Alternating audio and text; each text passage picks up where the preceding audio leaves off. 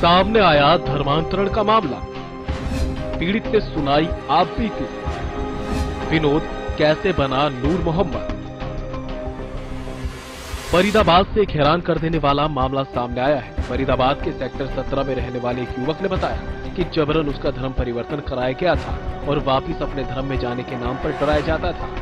और इन सबके पीछे जिसका नाम सामने आया है वो शख्स वही है जिसे मेरठ में आतंकवाद निरोधक दस्ते ने गिरफ्तार किया था, जिसका नाम है मौलाना कलीम सिद्दीकी।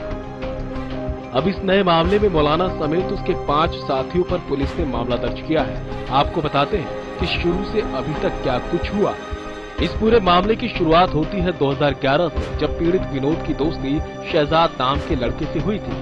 पीड़ित बताता है कि उसका दोस्त शहजाद अपने धर्म की खासियतों और दूसरे धर्म की कमियों को गिनवाता रहता था। एक दिन शहजाद ने पीड़ित से धर्म परिवर्तन करने के लिए कहा।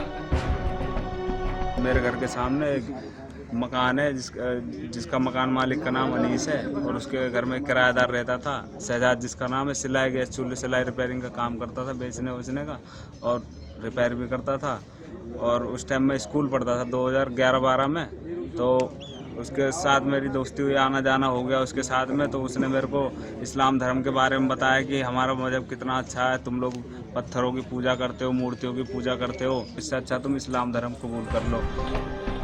पीड़ित ने बताया कि उस वक्त उसकी उम्र ज्यादा नहीं थी। क्या सही है और क्या गलत उसकी समझ वो नहीं कर पा रहा था। उसका दोस्त शहजाद उसे कहता था कि बहाना करके घर से निकल जाना, तुम्हें जमात में भेजा जाएगा और तुम्हें हमारे धर्म की जानकारी दी जाएगी। बहाना मार के घर से निकल जाना और तुमको जमात में भेज देंगे 4 महीने की में। फिर मैं इधर वापस मेरे को ले आया इस्पाक सिद्दीकी और एक रईस खान मेरे को वहाँ से दिल्ली से लेके आया वहाँ से। फिर यहाँ पे मस्जिद में सितारा मस्जिद में मशवरा किया इन लोगों ने। फिर मेरे को 4 महीने की जमात में गुजरात में भेज दिया इन लोगों ने।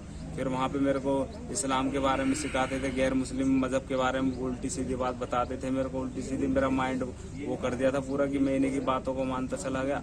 मैं तो बहाना मार के गया था इनके बहलाव फुसलाव में, इनके डर की वजह से इन लोगों ने धमकाया था मुझे। तो इस वजह से मैं घर वालों को बता के नहीं गया था, ये बोल के गया था कि मैं काम करने के लिए जा रहा हूँ। तो इन लोगों को सब मालूम होने के बावजूद भी मेरे माँ बाप परेशान थे, घर में रो रहे थे, बिलख रहे थे। जब वक्त बीता तो परिवार ने परेशान होकर पुलिस में गुमशुदगी की रिपोर्ट दर्ज करवाई थी। पीड़ित ने बताया कि जब बीच में वो घर वापस आया तो परिवार रिपोर्ट कैंसिल करवाने उसे थाने लेकर जाने की बात कहने लगा। पीड़ित ने बताया कि थाने जाने से पहले ही उन लोगों ने उसे चेतावनी दे दी थी कि कोई इस बारे में पूछे तो कहना कि धर्म अपनी मर्जी से बदला है, वरना जान से मार दिया जाएगा। मम्मी पापा ने गुमशुदगी की मेरी रिपोर्ट कर रखी थी सेक्टर 17 की चौकी में।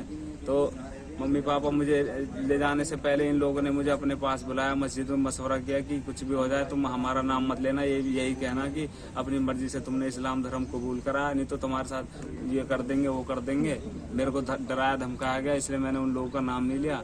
इसी ऐसी डरता रहा। फिर इन लोगों ने मुझे दोबारा से फिर चौकी में गए, अपनी रिपोर्ट कटवा के आए। फिर दोबारा से मेरे को इन लोगों ने शाहीन बाग में भेज दिया, मौलाना कलीम सिद्दीकी साहब के सेंटर पे। फिर मैं वहीं पे रहता था 2.5-3 साल तक। उन्होंने डरा धमका के उन्होंने मेरे को वहीं पे ही काम करवाया, सब कुछ करवा दिया। पीड़ित ने बताया कि उसके माइंड को इस तरह से वॉश कर दिया गया था कि वो कुछ दिन बाद फिर से वहीं चला गया। लेकिन जब उसे इस बात का आभास होने लगा कि उसे यहाँ फंसा लिया गया है तो वो अपने घर जाने की बात कहने लगा। लेकिन घर की बात कहने पर उसे जान से मारने की धमकी दी जाने लगी। पर किसी तरह वो 2018 में उनके चंगुल से भाग निकला। मैंने उनसे बोला कि मैं घर जाना चाहता हूँ मौलाना दिलशाद साहब से। तो उसने बोला तुम घर जाओगे तो तुम्हें दोबारा से वो हिंदू बना देंगे और फिर तुम पत्थरों की पूजा करने लगोगे, तुम घर मत जाओ। मैंने उनसे बोला मुझे घर जाना है। वो कह रहा है अगर तुम घर जाने की सोचोगे तो तुम्हारी खैर नहीं और तुम्हारे घर वालों की भी खैर नहीं। मुझे तरह तरह की धमकी देते थे और कैसे न कैसे करके 2018 में मैं उनको गोली देके वहाँ से जैसे तैसे निकल आया मैं। तो वही पीड़ित के पिता ने बताया कि जब उनका बेटा घर से चला गया था तो वे चिंता में आ गए थे। लेकिन जब वापस आया तो शिकायत कैंसिल करवाने के लिए उसे थाने लेकर जाया गया। तो वहां जाकर पता चला कि बेटा अपने धर्म को किसी तरह की तवज्जो नहीं दे रहा।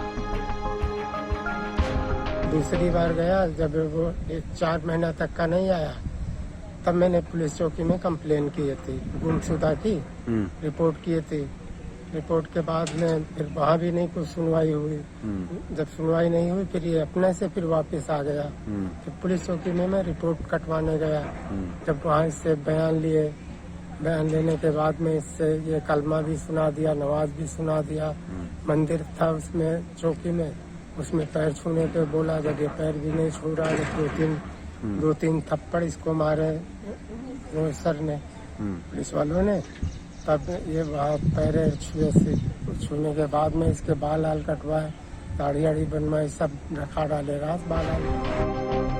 इस मामले ने पूरे फरीदाबाद को हैरान करके रख दिया, लेकिन पुलिस ने मामले में कार्रवाई करते हुए मौलाना समेत उसके 5 साथियों के खिलाफ शिकायत दर्ज कर ली है। देखना होगा कि इस मामले में अब आगे क्या कुछ कार्रवाई की जाती है। हरियाणा न्यूज के लिए बल्लभगढ़ से राजेंद्र दहिया की रिपोर्ट।